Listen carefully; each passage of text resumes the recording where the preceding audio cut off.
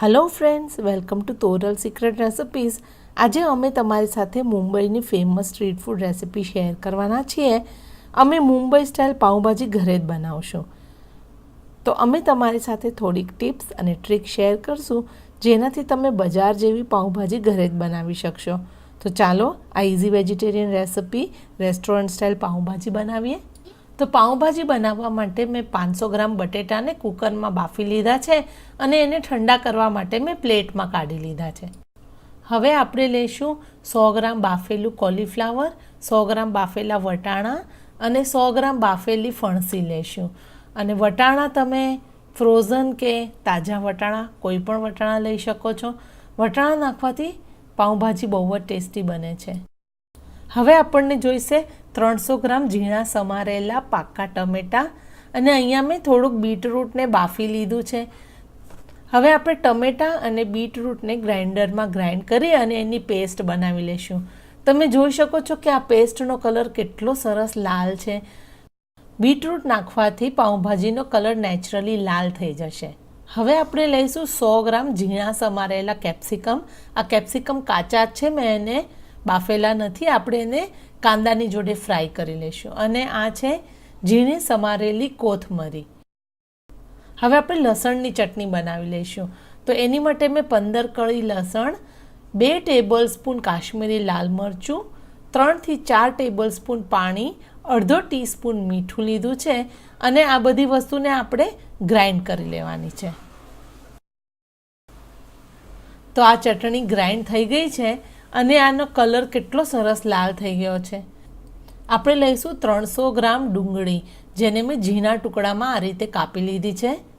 તો બાફેલા બટેટાની છાલ ઉતારીને મેં આને આ રીતે ઝીણા ઝીણા ટુકડામાં મેશ કરી લીધા છે। અને હવે આપણે એની અંદર નાખશું કોલીફ્લાવર, વટાણા અને ફણસી। બધું શાક આપણે એમાં મિક્સ કરી દઈશું અને પછી મેશરની સહાયતાથી આપણે આ બધા શાકને બહુ સરસ રીતે મેશ કરી દેવાનું છે। આપણે જેટલું શાક સારી રીતે મેશ કરશું એટલો જ પાઉંભાજીનો ટેસ્ટ વધારે આવશે। તો પાઉંભાજી બનાવવા માટે મેં એક જાડી આ રીતે કઢાઈ લીધી છે અને એની અંદર મેં 4 ટેબલ સ્પૂન રિફાઇન્ડ ઓઇલ નાખ્યું છે અને એમાં 2 ટેબલ સ્પૂન બટર નાખ્યું છે। હવે એમાં આપણે આ ડુંગળી ઉમેરી દઈશું અને આને 1 મિનિટ માટે હાઈ ફ્લેમ ઉપર ફ્રાય કરી લેવાનું છે। તો આપણે આને કન્ટિન્યુઅસલી આ રીતે ચલાવતા રહીશું। હવે આમાં આપણે 1 ટેબલ સ્પૂન જીરું નાખશું। ફ્રેન્ડ્સ, જીરું નાખવાથી આ પાઉંભાજીમાં બહુ જ સરસ સુગંધ આવશે। તો જીરું આપણે કાંદાને ફ્રાય કર્યા પછી નાખવાનું છે અને હવે આ બંને વસ્તુને આપણે 3 મિનિટ સુધી ફ્રાય કરી લીધી છે અને આ કાંદા ટ્રાન્સલ્યુસન્ટ થઈ ગયા છે। તો હવે આપણે આમાં કેપ્સિકમ નાખી દઈશું અને એને પણ આપણે ફ્રાય કરી લઈશું।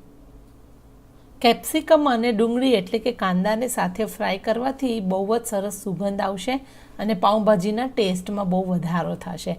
આના પછી આપણે આમાં નાખશું લસણની ચટણી, જે આપણે ગ્રાઇન્ડ કરી રાખી હતી। બહુ બધા રેસ્ટોરન્ટવાળા આ રીતે આમાં લસણની ચટણી ઉમેરે છે, જેનાથી એનો ટેસ્ટ અને કલર બેય સરસ બને છે। હવે લસણની ચટણીને પણ આપણે થોડીક વાર માટે ફ્રાય કરી લઈશું। તો જ્યારે આમાંથી આ રીતે તેલ છૂટું પડે ત્યારે આપણે એમાં આ ટમેટાં અને બીટરૂટની જે પેસ્ટ હતી એને ઉમેરી દેવાની છે અને આને પણ આપણે બહુ સરસ રીતે ફ્રાય કરી લેવાની છે। આપણે કન્ટિન્યુઅસલી આને આવી રીતે હલાવતા રહેવાનું છે। તો લગભગ 4 થી 5 મિનિટ આને ફ્રાય કરવાની જરૂર પડશે અને મેં ગેસ હાઈ ફ્લેમ પર રાખ્યો છે। તો હવે આ ફ્રાય થઈ ચૂક્યું છે। તો એની અંદર આપણે 2 ટેબલ સ્પૂન પાઉંભાજી મસાલો નાખશું, અડધી ટીસ્પૂન ગરમ મસાલો નાખશું, 1 ટેબલ સ્પૂન ધાણા જીરું નાખશું। આ બધા મસાલાને આપણે સરસ રીતે મિક્સ કરી લેવાનું છે। તમે જો તીખી પાઉંભાજી ખાવાના શોખીન હો તો તમે આમાં 1 ટેબલ સ્પૂન લાલ મરચાંની ભૂકી એડ કરી દેજો, જેનાથી આ પાઉંભાજી વધારે તીખી બનશે। તો હવે આ બધા મસાલામાંથી તેલ સરસ રીતે છૂટું પડી ગયું છે। તો આપણે આમાં મેશ કરીને બાફેલા જે શાકભાજી હતા તેને એડ કરી દેવાના છે। તો આ બધા શાક એડ કરી દીધા છે અને આપણે ફરીથી મેશરની મદદથી આ બધા શાક અને મસાલાને આપણે આ રીતે મેશ કરતાં કરતાં મિક્સ કરી લઈશું। ફ્રેન્ડ્સ, તમે પાઉંભાજીને જેટલી સરસ રીતે મેશ કરીને મસાલાને મિક્સ કરશો એટલો જ પાઉંભાજીનો ટેસ્ટ બહુ જ સરસ આવશે.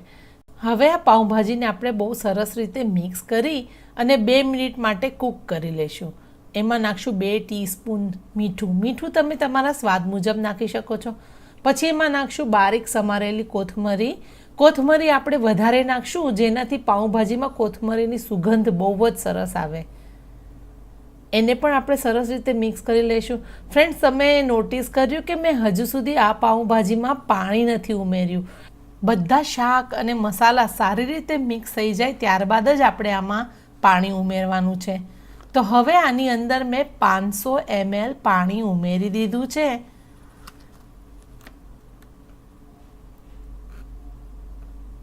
અને આપણે આ પાણીને ભાજીની અંદર સરસ રીતે મિક્સ કરી લઈશું. તમે તમારી જરૂરિયાત મુજબ આમાં પાણી એડ કરજો, પણ પહેલાં તમે 500 ml પાણી ઉમેરજો. પાઉંભાજીને સરસ રીતે મિક્સ કરજો અને પછી જો તમને પાઉંભાજી હજુ લિક્વિડ જોઈતી હોય તો તમે થોડુંક પાણી નાખજો. પણ મને તો આ 500 ml પાણીથી બહુ સરસ રીતે પાઉંભાજી થઈ ગઈ, તો મેં આટલું જ પાણી નાખ્યું છે.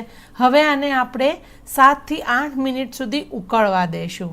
ગેસ આપણે મીડિયમ રાખશું અને આવી રીતે કન્ટિન્યુઅસલી હલાવતા આપણે આ પાઉંભાજીને સરસ રીતે ઉકાળી લઈશું. હવે આપણે ગેસ બંધ કરી દેવાનો છે અને ત્યારબાદ આમાં મેં 2 ટેબલસ્પૂન બટર નાખ્યું છે. આ બટરને આપણે સારી રીતે મિક્સ કરી લેવાનું છે. તમે યાદ રાખજો કે ગેસ બંધ કર્યા પછી બટર નાખવાનું છે, જેના કારણે આ પાઉંભાજીમાં બટરનો ટેસ્ટ અને ફ્લેવર બહુ જ સરસ આવશે. હવે આપણે આમાં અડધા લીંબુનો જ્યુસ નાખી દઈશું. લીંબુનો જ્યુસ પણ ગેસ બંધ કર્યા પછી નાખવાથી લીંબુની સુગંધ બહુ સરસ સચવાઈ રહેશે. આ બધી વસ્તુને આપણે મિક્સ કરશું અને પાઉંભાજીને ગરમા ગરમ સર્વ કરશું. તો પાઉંભાજીને બટરમાં શેકેલા પાઉં, બારીક સમારેલી ડુંગળી અને લીંબુના કટકાની જોડે આપણે સર્વ કરવાની છે. ફ્રેન્ડ્સ, તમને પાઉંભાજીનો આ વિડીયો પસંદ આવ્યો હોય તો પ્લીઝ એને લાઈક કરજો, એને શેર કરજો. મારી ચેનલને તમે જો સબસ્ક્રાઈબ ન કરી હોય તો મારી ચેનલને જરૂરથી સબસ્ક્રાઈબ કરજો. અને આ પાઉંભાજી બનાવ્યા પછી તમારા ફેમિલીને એ કેવી લાગી એના કોમેન્ટ્સ મારી જોડે જરૂર શેર કરજો.